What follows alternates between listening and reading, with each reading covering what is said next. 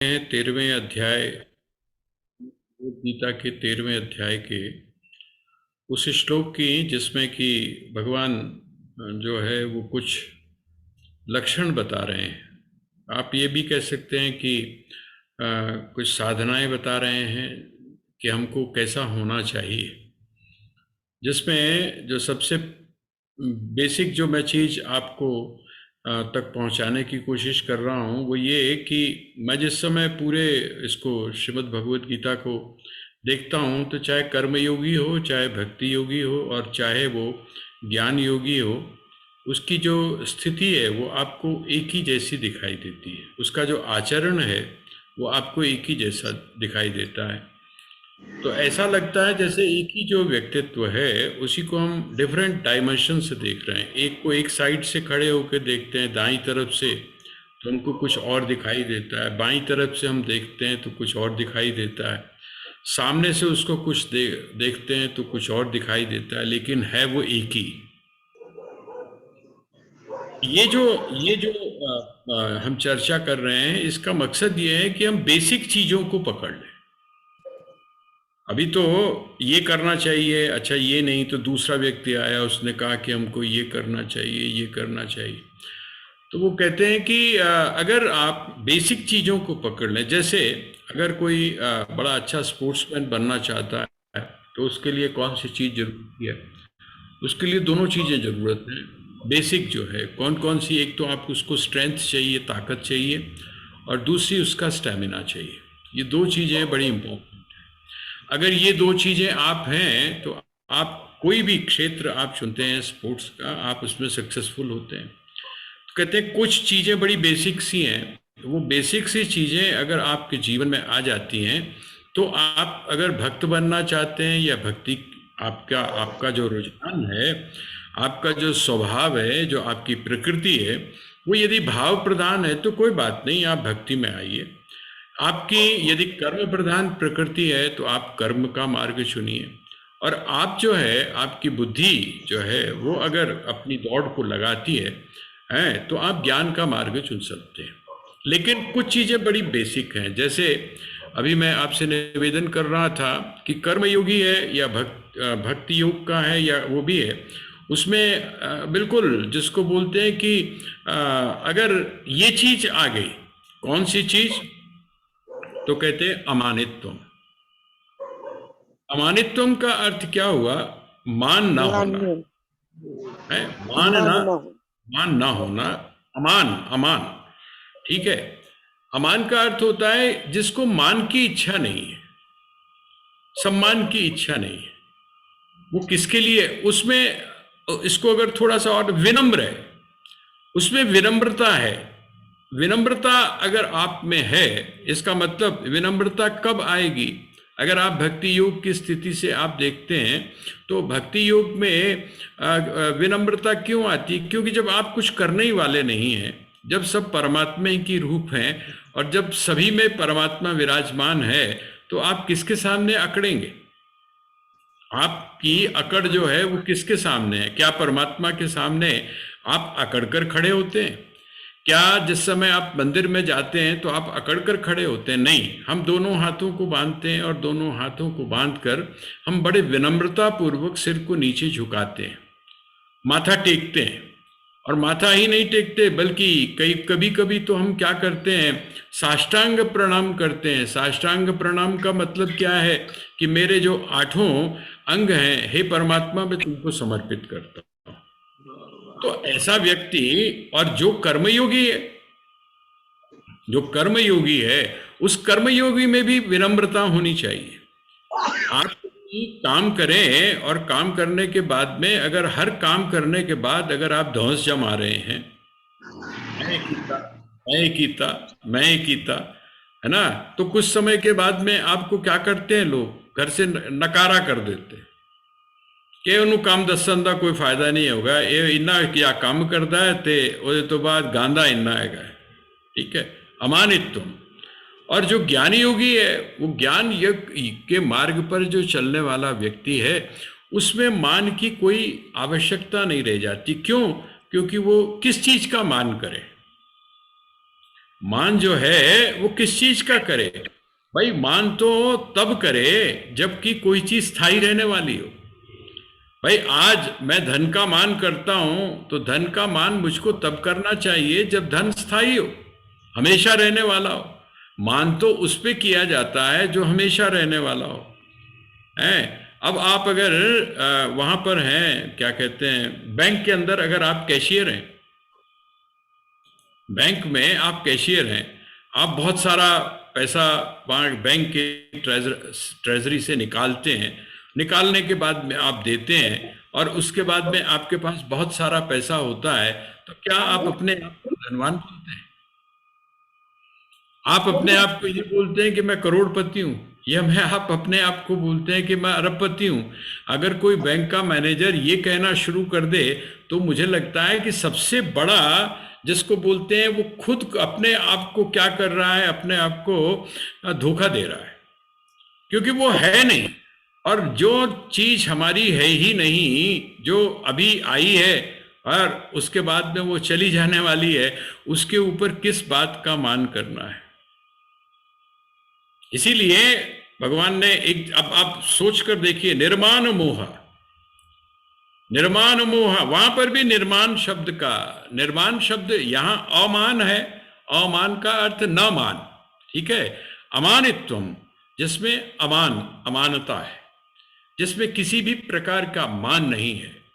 और जिस समय आप सन्यास के कंसेप्ट को देखते हैं तो उस सन्यास के कंसेप्ट में क्या है, वहां पर उसको उन्होंने लोकेशना कह दिया। लोकेशना का अर्थ क्या है? मान और सम्मान की इच्छा। लोग मेरा सम्मान करें, लोग मुझको श्रेष्ठ माने, लोग मुझको बड़ा माने, है ना, लोग इस प्रकार से माने, ये जो एक इच्छा आपके अंदर होती है, इसको वहां पर सन्यास में जो ऐषणा त्रय है, तीन जो इच्छाएं हैं, उसमें उन्होंने, हमारे ऋषियों ने सारी इच्छाओं को समेट कर रख दिया।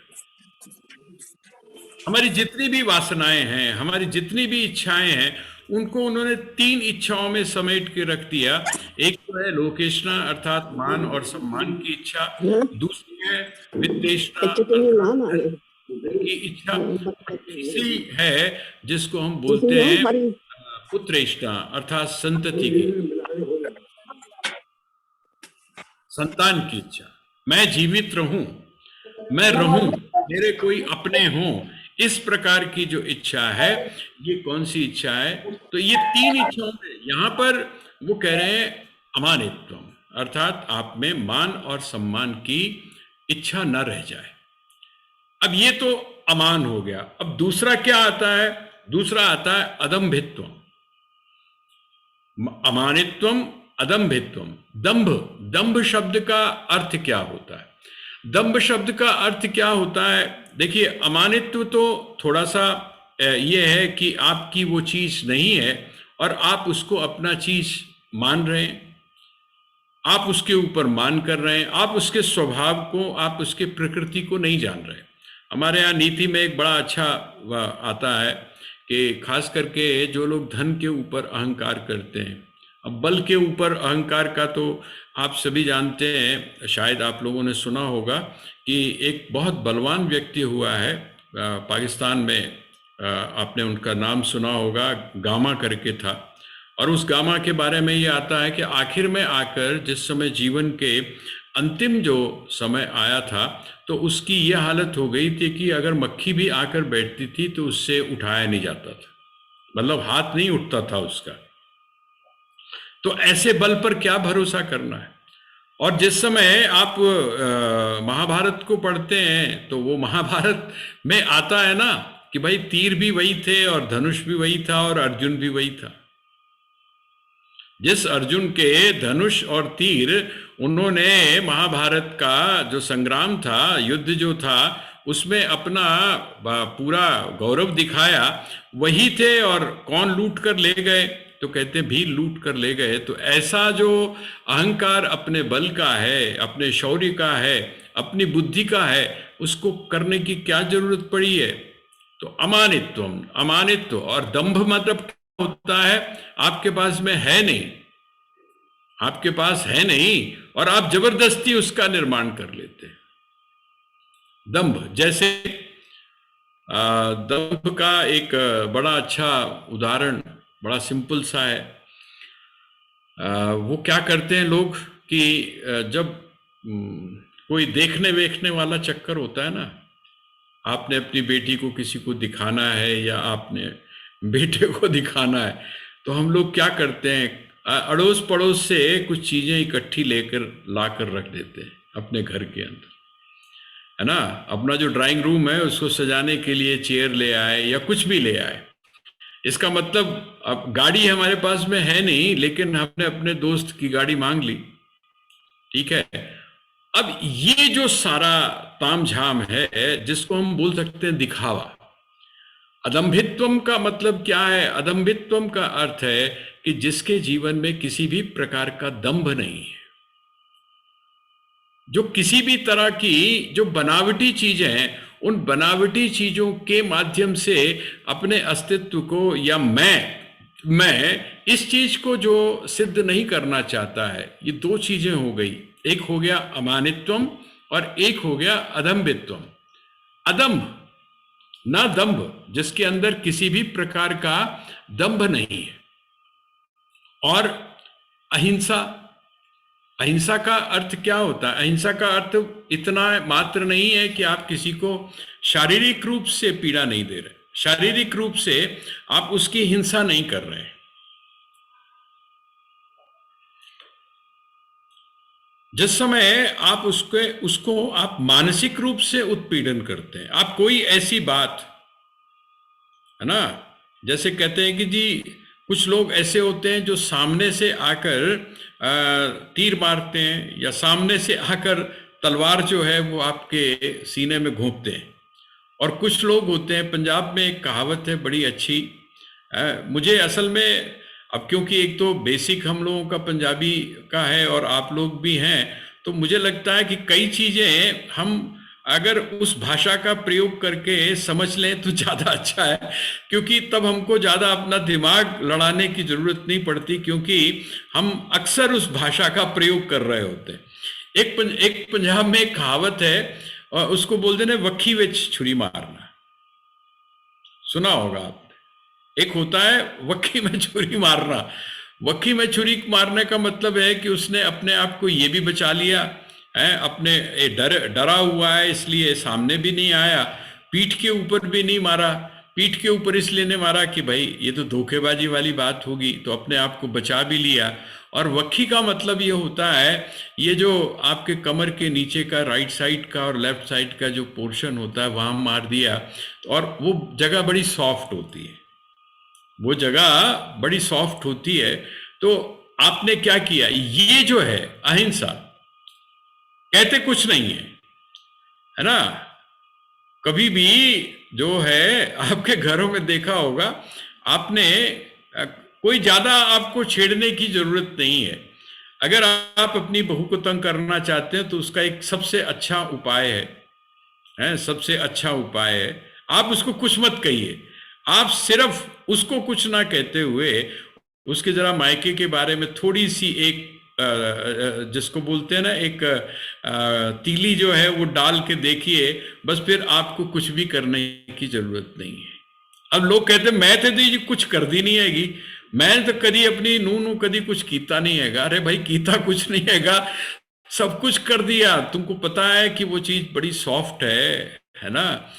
अहिंसा, अहिंसा का मतलब सिर्फ बाहरी हिंसा से नहीं, ये बहुत गहरी चीज है।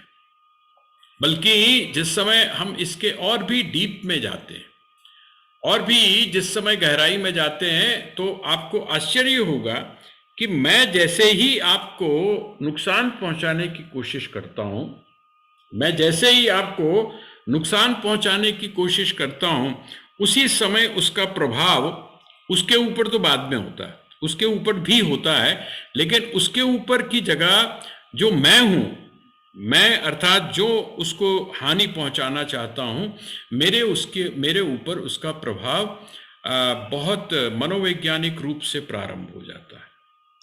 इसलिए क्या है, वो कहते हैं अहिंसा का अर्थ ये नहीं है। आजकल एक और भी हम लोगों ने एक चीज सोच रखी है वो क्या चीज सोच रखी है? वो ये सोचते हैं कि अगर मानसिक रूप से अगर आप किसी को उत्पीड़न कर भी रहे हैं तो वो वास्तव में उत्पीड़न नहीं है। कहते ने जी कलयुग ਵਿੱਚ ਜਿਹੜਾ ਹੈ ਉਹ ਸੋਚਣ ਨਾਲ ਕੁਝ ਨਹੀਂ ਹੁੰਦਾ। वो जब तक तुसी करो नहीं ना तब तक नहीं मनाया जाता। अगर आप सोच रहे हैं, क्योंकि किसी जमाने में हम लोग जिस समय इस तरह से विभाजन शुरू करते हैं तो कहते हैं जी एक जमाना तो ऐसा था कि सपने में भी अगर आपने दान कर दिया है तो वो बिल्कुल वैसा होता था। अब अगर आप सपने में, अब तो सपने में क्या, वैसे भी दान करके आप वापस हो जाओ तो कौन पूछने वाला है ना। जिस समय वहां पर लिस्ट में बोलना हो तो आप बोल दो कि जी इतना हमने दान दिया, और बाद में जो सभा वाले हैं वो आपको ढूंढते फिरेंगे जी वो लिस्ट विच तुसी बोलिया सी, बस फिर आप टल जाओ, बस हो गया काम, क्योंकि लोगों के बीच में तो आपका मैसेज पहुंच गया कि उन्होंने इतना दान दिया है। अब की बात तो अलग है, लेकिन यहां पर ये जो चीजें हैं, इन चीजों को जिस समय आप एनालाइज करते हैं तो आप ऐसा मत मानिए, आपके मन में जैसे ही सोच आती है, जैसे ही आप सोचते हैं, दूसरों को भी, दूसरों के बारे में जैसे ही आप सोचते हैं तो वो यहां तक आता है कि जो तरंगे हैं आपके मन के अंदर, जो उठने वाली तरंगे हैं, उनका प्रभाव सामने वाले पर भी होता है। जैसे ही आप सोचना शुरू करते हैं और आप पर भी, आपके अपने ऊपर भी होता है। वो अब वो मामला नहीं रह गया है कि जी मरने के बाद में हम उसका फल भोगेंगे, यहां पर ही कार्यक्रम प्रारंभ हो जाता है। बहुत गहरे में जब आप जाते हैं तो अहिंसा, अहिंसा का मतलब यह है कि आप शारीरिक रूप से ही नहीं बल्कि मानसिक रूप से भी है, किसी को भी, किसी के बारे में, किसी के अहित का आप चिंतन न करें। किसी को नुकसान पहुंचाने की भावना आपके मन में न पैदा हो। ये जो एक भाव है, मैं अभी एक पीछे उसका पढ़ रहा था, जो एक जापान में एक कोई फकीर हुआ है, उस फकीर के बारे में आता है कि जिस समय वो एक स्थिति में पहुंचा जिसको हम आध्यात्मिक स्थिति बोलते हैं, अध्यात्म में वो जब उस स्थिति में पहुंचा, ये अहिंसा वाली जो स्थिति है, इस अहिंसा वाली स्थिति में जब पहुंचा तो बड़ा गजब होता था। वो जब जिस समय जाके जंगल में बैठ जाता था तो जो हिंसक पशु थे और पक्षी जो थे, हिंसक पशु उसके पास में आकर बड़ी बड़ी देर तक बैठे रहते थे, और विपरीत जो थे, एक दूसरे को खाने वाले हैं, एक दूसरे को जो मारने वाले हैं, उनके भी वैर का वहां पर परित्याग हो जाता था। और जो पक्षी थे वो उनके सिर के ऊपर, उसके कंधे के ऊपर, उसके पास में आकर आराम से बैठे रहते थे। ये कौन सी चीज है? ये उसके भीतर से पैदा होने वाली वाइब्रेशन है। जब आपके, तो अहिंसा का अर्थ हम सामान्य रूप से न लें, बल्कि अहिंसा का अर्थ यह है कि यदि आप मानसिक रूप से किसी को परेशान करने की बात सोचते हैं, यदि आप मानसिक रूप से भी हिंसा करते हैं तो वह भी हिंसा ही है। ये एक ऐसी स्थिति है, देखिए वो जो शुरू से, अब आप हिंसक हैं, जैसे अब एक आदमी है वो कसाई का काम करता था, अब उसने कसाई का काम छोड़ दिया, कसाई का काम उसने छोड़ दिया, तो हमने उसको बोला कि उसने हिंसा का परित्याग कर दिया। लेकिन ये फिजिकली हमको लग रही है, बाहर से लग रही है, शुरू के लिए तो बिल्कुल सही है, उसने हिंसा का काम छोड़ दिया। लेकिन जिस समय वो अहिंसक हुआ है या नहीं हुआ है, ये कौन सी स्थिति है? ये स्थिति वो है जहां पर कि आप किसी के लिए भी अहिंसा की बात नहीं सोचते हैं।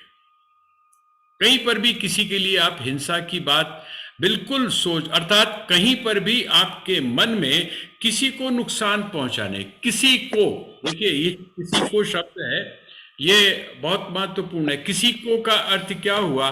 जब आप किसी को नुकसान पहुंचाने की कोशिश नहीं कर रहे हैं, ये तभी संभव है जबकि आपके जीवन में क्या, द्वेष का अभाव हो गया है, जब आपका कोई शत्रु नहीं रह गया है, जब आप जो है वो किसी का दुरुपयोग आप अपने लिए नहीं कर रहे हैं। स्वामी जी ने, स्वामी राम ने एक जगह एक बात कही है कि जिस समय आप किसी भी चीज का, देखिए हिंसा जिस समय हम दूसरे अर्थ में लेते हैं, खाने पीने के अर्थ में लेते हैं, तो वहाँ पर स्वामी जी कहते हैं जिस समय आप किसी चेतन वस्तु को जड़ मानना शुरू कर देते हैं तो आप बहुत बड़ी भूल करते हैं, बहुत बड़ी भूल करते हैं, क्योंकि वो जड़ नहीं है, वो चेतन है। और जिस समय किसी भी चेतन वस्तु के साथ में आप ऐसा व्यवहार करते हैं जो जड़ की तरह होता है, तो आप समझ लीजिए वहाँ पर आप वायलेंस ही कर रहे हैं, आप वहाँ पर हिंसा ही कर रहे हैं। अब आता है शांति। शांति का अर्थ होता है क्षमा। शांति जो है, देखिए शांति अर्थ का अर्थ होता है शांति, लेकिन शांति जो है ये क्ष जो है, ये क्ष का अर्थ होता है जो है क्षमा करना। अब ये क्षमा का भाव कैसे है? देखिए क्षमा के भाव को आप थोड़ा सा सोच के देखिए। एक तेनालीराम की अगर आप लोगों ने कहानियां सुनी होंगी, जैसे हमारे यहाँ बीरबल हुआ है ना, अकबर और बीरबल की कहानियां हैं, ऐसे ही दक्षिण भारत में एक आती है, उसका नाम है तेनालीराम। वो जो तेनालीराम है उसकी एक बड़ी अच्छी एक कहानी है, वो मैं आपको बताता हूँ, उससे थोड़ा सा आप शांति शब्द को समझ पाएंगे। वो कहते हैं कि एक बार क्या हुआ कि वो जो राजा था उसको किसी व्यक्ति ने बड़ी अच्छी भेंट दी, और वो भेंट क्या थी, ये जो फूलदान जो होता है ना, बड़ा अच्छा फूलदान किसी ने उसको दिया, दो पीस दिए। अब वो जो 2 पीस थे वो उसने अपने ड्राइंग रूम के अंदर बड़ी ला कर रख दिए। अब ला कर रख दिए और उसने सबको इंस्ट्रक्शंस दिया कि एक बात का ध्यान रखना कि बाकी भले ही किसी भी तरह की कोई चीज़ की टूट फूट हो जाए, लेकिन ये जो 2 जो ये फूलदान आए हुए हैं, इनमें किसी भी तरह से कोई टूट नहीं होनी चाहिए, क्योंकि अगर ये टूटेगा तो उसका एक ही दंड होगा और वो होगा मृत्यु दंड। अब भाई फूलदान चाहे जितना भी महंगा हो, जो भी वस्तुएं हैं वो चाहे जितनी भी महंगी हो, आप क्या बोलते हो? आप अपने जो काम करने वाली होती है उसको आप क्या बोलते हो? ये मैं जड़ा हैगा ना सैट उतों लैके आई हाँ, ध्यान रखी इनू साफ करते समय इस तरह ना हो कि मेरा तू सैट खराब कर दें, तोड़ी ना कुछ भी। ये आप जो है बिल्कुल सीधा सीधा इंस्ट्रक्शंस दे देते हैं, तो वहाँ ये वाली बात तो नहीं होती। लेकिन राजा था ना, तो राजा की अपनी एक अकड़ होती है, तो राजा ने कहा कि टूटना नहीं चाहिए, और अगर टूटेगा, जिससे भी टूटेगा उसको मृत्युदंड दिया जाएगा। अब एक बार बेचारा एक जो कर्मचारी था, काम करने वाला सेवक था, वो काम करते करते क्या हुआ, उसे हाथ से निकल गया। अब हाथ से निकल गया, गिर पड़ा तो टूट गया। अब जब टूट गया, राजा को चला पता, तो राजा ने उसको दे दिया मृत्युदंड। तो जो तेनालीराम था उसको बड़ा अजीब सा लगा, उसने कहा यार ये जो दुनिया की चीजें हैं ये तो किसी से भी टूट सकती हैं, ये तो किसी से भी टूट सकती हैं। अच्छा आप सोचकर देखिए कि अगर वो चीज, वो जो भी आपका सेट है, वो सेट अगर किसी और से टूट जाता है, काम करने वाली से टूट जाता है, तो आप क्या करते हो? आप कहते हो बड़ी कीमती चीज है गेसी, तेरी तनख्वाह विचों काट लांगे, ਜਿਹੜੀ तेनू सैलरी देनी है ना ਉਹਦੇ ਵਿੱਚੋਂ काट लांगे। कई लोग काट भी लेते हैं, लेकिन धमकी तो हम दे ही देते हैं। अच्छा आप ये बताकर सोच कर देखिए कि वो जो टूटने वाली चीज है वो आपसे भी तो टूट सकती है। वो जो टूटने वाली चीज है वो आपसे भी टूट सकती है, और उसकी टूटने की बहुत ज्यादा संभावना आपसे ज्यादा होती है। जो मालिक होता है ना उससे संभावना ज्यादा होती है। आप थोड़ा सा ध्यान करके देखिएगा। मैं एक डेल कार्नेगी की एक किताब पढ़ रहा था, उसमें उसने बड़ी गजब की बात कही है, और मैं तब से उसको फॉलो भी कर रहा हूं। जैसे एक बच्चा है, आपने चक्कू बाहर रख दिया, चक्कू जो है आपने बाहर रख दिया, और वो जो बच्चा है, उस बच्चे ने वो चक्कू उठाया और अपने किसी भाई को या किसी को उसने वो मार दिया। अच्छा, अब इसमें गलती किसकी है? डेल कार्नेगी जो है वो बड़ी विलक्षण सी बात करता है। वो कहता है इसमें गलती किसकी है? हम क्या कहेंगे? जिसने चक्कू मारा है उसकी गलती है। लेकिन डेल कार्नेगी की ये कहता है कि नहीं, गलती तो उसकी है जिसने चक्कू बाहर छोड़ा है। जिसने चक्कू को बाहर छोड़ दिया, गलती उसकी है। इसी तरह से ये तो एक एग्जाम्पल आपको हुआ। आप एक चीज देखेंगे, बड़ी ध्यान से आप गौर करिएगा। आज ही आप कर सकते हैं। आप देखिएगा कि आप जो सुबह से लेकर शाम तक जो आप अपने मोबाइल्स को रखते हैं वो कहाँ रखते हैं। आप ये पाएंगे कि अगर किसी दूसरे का मोबाइल है तब तो आप उसको बड़े ध्यान से और बड़े ठहराव के साथ में रखते हैं, लेकिन अगर वो आपका मोबाइल आपका अपना है तो आप टेबल पर ऐसी जगह रखेंगे जहां पर टूटने की संभावना बहुत ज़्यादा होगी, किनारे पर रखेंगे। और अक्सर अक्सर ये भूल हमसे होती है, हम उसको ऐसी जगह रख देते हैं जहां पर कि उसके नुकसान की संभावना ज़्यादा हो। तो ये नुकसान हमसे भी हो सकता है, हमसे हमसे खुद से भी हो सकता है। अच्छा, जब आप खुद से हो जाए तो फिर क्या करते हो? आप देते हो आप अपने आप को सजा, है ना? नहीं, फिर आप अपने आप को सजा नहीं देते। आप अगर बाजार गए हो कोई चीज शॉपिंग करने के लिए, और अगर आपसे 500 रुपए का नोट अगर गिर जाता है और आप ढूंढते हो नहीं मिलता, तो कहते चलो कोई बात नहीं। अच्छा, यही जो चीज है, यही चीज आपका जो सेवक है, जो जो आपके यहाँ जो काम करता है, हैं, वो अगर लेकर जाए और वो आकर आपको कहे कि जी वो जो आपने जो मेरे को पैसे दिए थे वो तो कहीं गिर गए। अच्छा, सच बताओ आप क्या क्या चीजें नहीं सोच जाओगे, हैं? और वो उसका उसका जो उसकी जो वो है एनालिसिस है, वो अगर आपने करना हो तो आप जिस समय उसको किसी को बताते हो ना उसके बारे में, क्या जो गया सी होते तो उन्हें 500 रुपए का नोट दिता सी, आके कहता कि मिले ही नहीं। इसका मतलब क्या हुआ? आके कहता मिले ही नहीं, पता नहीं उन्हें इधर उधर रख लिया होएगा, है। और पता नहीं क्या क्या चीजें हम सोच जाते हैं। ठीक है, इसी तरह से वो जो था, जब उसने मृत्युदंड दिया तो उससे मृत्युदंड जब दिया तो उसने कहा तुम्हारी अंतिम इच्छा क्या है? उसने कहा जी मेरी अंतिम इच्छा ये है कि मैं जरा एक बार तेनालीराम से मिलना चाहता हूं। उन्होंने कहा ठीक है। तेनालीराम को भेजा गया मिलने के लिए। तो उसने जब मिलने के लिए कहा कि हाँ जी मिल गए तो तेनालीराम ने उसको एक नुस्खा बता दिया।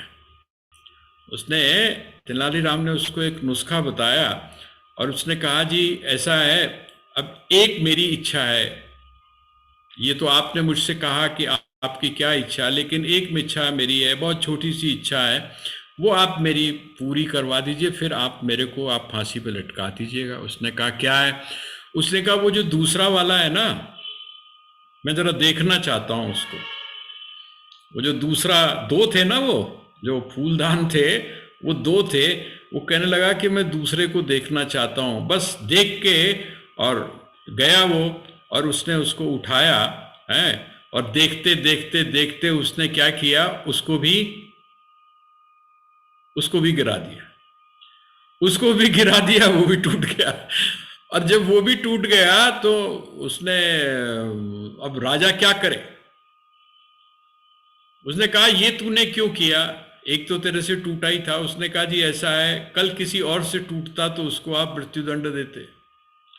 अब मेरे को तो मृत्युदंड मिल ही चुका है, चाहे वो एक फूलदान का हो और चाहे दो फूलदान का हो, दोनों फूलदान में मुझको जो सजा है वो मृत्युदंड ही देनी है। तो राजा को बात समझ में आई, करे मैं कितनी बड़ी भूल कर रहा था। हमारे भी जीवन में ये जो है क्षांति का अर्थ होता है क्षमा। क्षमा का अर्थ क्या है कि हम थोड़ा सा सोच कर देखें, अगर उस स्थिति में अगर हम ही पहुंच जाएं, हम पहुंच जाएं और हम अपने आप को यदि उस स्थिति में डालकर देखते हैं तो हमारे बहुत सारे एक्सक्यूज निकलते हैं। लेकिन जिस समय हम अपने आप को वहां डालकर देखें तो हमारे जीवन में जो शांति है, शांति अर्थात क्षमा, ये क्षमा का भाव हमारे भीतर पैदा होता है। वैसे भी हमारे यहाँ एक जो हम कैंट की तरफ जब हम जाते हैं ना दीदी के यहाँ, तो वहाँ एक जगह पर एक स्लोगन लिखा हुआ है, वो आर्मी का एरिया है, तो वहाँ पर लिखा हुआ है क्षमा वीरस्य भूषणम। क्षमा वीरस्य भूषणम, इसका मतलब क्या हुआ कि जो वीर पुरुष होता है उसका जो आभूषण होता है वो क्या है, तो वो कहते हैं क्षमा है। इसका मतलब यदि आप बहुत मजबूत हैं अंदर से तभी आप क्षमा कर पाते हैं, और क्षमा जो है वो आपके आंतरिक अर्थात आध्यात्मिक जो उन्नति है उस आध्यात्मिक उन्नति की तरफ संकेत करता है। जैसे जैसे आप में क्षमा का भाव बढ़ता चला जाता है, इसका मतलब ये है कि आपकी आध्यात्मिक उन्नति हो रही है। तो एक हो गया ये क्षमा। अब हम उसके आगे लेते हैं आर्जवम। आर्जवम, ये जो भगवान जिसको उपदेश दे रहे हैं, जिसको उपदेश दे रहे हैं, जिसको ये सब चीज समझा रहे हैं, उसका नाम क्या है? उसका नाम है अर्जुन। अर्जुन, और अर्जुन का संबंध जो है वो आर्जव के साथ में ज्यादा है। आर्जवम का अर्थ क्या होता है? जिसमें किसी भी प्रकार का छल और कपट ना हो, जो बिल्कुल सीधा हो। किस तरह से सीधा हो? कहते तीर की तरह सीधा हो, जिसमें किसी भी प्रकार का छल कपट ना हो, जिसमें किसी भी प्रकार की मलिनता ना हो, जिसमें किसी भी प्रकार का टेढ़ापन ना हो, उसको क्या बोलते हैं? कहते हैं उसको बोलते हैं आर्जवम। आर्जवम का अर्थ हुआ कि आप किसी भी प्रकार के कपट से, किसी भी प्रकार के दिखावे से जब आप अलग होकर बिल्कुल सहज भाव से रहते हैं तो इसको कहा जाता है आर्जव। अच्छा, ये चीज आप देखेंगे जिनको हम बोलते हैं ना कि गंवार, गंवार जिनके लिए हम शब्द का प्रयोग करते हैं। अभी बल्कि पीछे एक चीज आ रही थी, मैं एक जगह पढ़ रहा था, बल्कि सुन रहा था, उसमें उन्होंने कहा कि ये जो आजकल की जो एक मानसिकता बड़ी अजीब सी चारों तरफ फैल गई है, और वो कौन सी है? जो अतिवादिता है। वो आप देखेंगे कि जो गांव के लोग हैं, आज भी जो गांव के लोग हैं वो लोग बड़े सहज हैं, बड़े सरल हैं, उनके अंदर सहृदयता है। ये जो हमारे जो शहर हैं, शहर के पास वाले जो गांव हैं जहाँ पर पॉलिटिकल थोड़ा सा वो हुआ है, मैं उनकी बात नहीं कर रहा हूँ, लेकिन जो गांव जिनको सच में ग्रामीण कहा जाता है वो आपको बड़े सहज दिखाई देते हैं। क्यों? और वो जो सहजता है, वो सहजता उनके भीतर बिल्कुल ऐसे ही होती है जैसे आप किसी संत से मिल रहे हैं। आप किसी बूढ़ी माता से मिलकर देखिए जो वृद्ध है। मैं अभी पीछे पहाड़ में गया था, यहाँ टिहरी से आगे, वहाँ पर जो बुजुर्ग थे उन बुजुर्गों को मिलके ऐसे लगता था जैसे आप किसी संत से मिल रहे हैं। जब वो मिलते थे, उनका बात करने का तरीका है, उनका आपके साथ में जो रिएक्शन आप जो भी करते हैं वो इस तरह का था जैसे जिसमें किसी भी प्रकार का छल कपट नहीं है। आर्जव का अर्थ होता है जिस समय बिल्कुल सरलता और बिल्कुल सहजता, ये जिस समय आपके जीवन में आ जाती है, इसको बोलते हैं आर्जव। और जैसा मैंने आपसे निवेदन किया, अर्जुन का अर्थ क्या है? अर्जुन का अर्थ यही है जो सरल है, जो सहज है। नहीं तो देखिए, यही जो उपदेश है या ये जो एक प्रश्न है जहाँ से श्रीमद् भगवत गीता का प्रारंभ होता है, वहाँ पर तो पांडवों में बाकी के लोग भी खड़े हुए हैं ना, लेकिन बाकी के जो लोग थे उनके मन में ये प्रश्न नहीं आया जहाँ से श्रीमद् भगवत गीता का प्रारंभ होता है। ये बात वहाँ से नहीं पैदा हुई किसके मन में पैदा हुई? अर्जुन के मन में पैदा हुई। क्यों?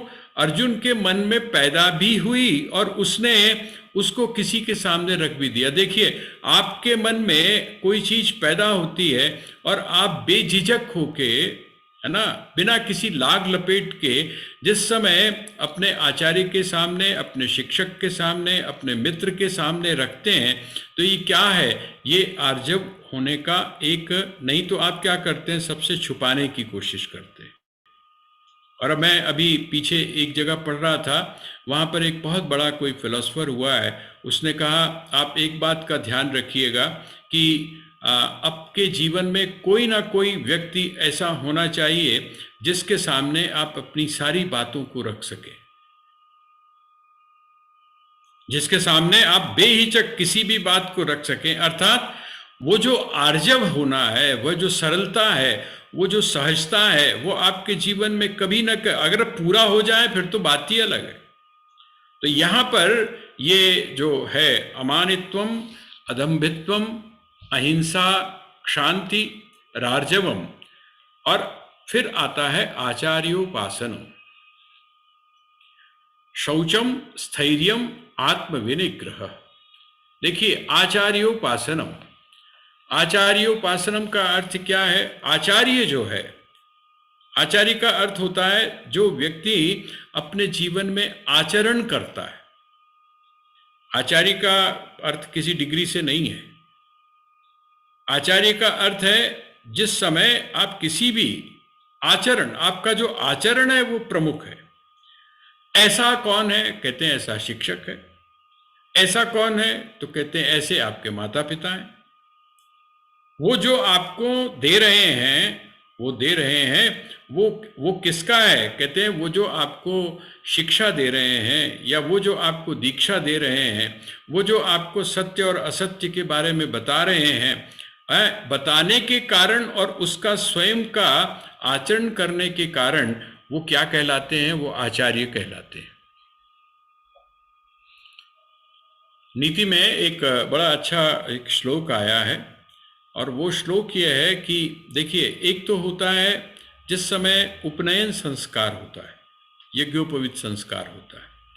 वो जो यज्ञोपवीत संस्कार होता है उस समय एक जो भी ब्राह्मण है, हो सकता है वो आपका कुल पुरोहित हो सकता है वो आपका कुल गुरु हो, है ना, वो क्या करता है? वो आपके कान में मंत्र की दीक्षा देता है,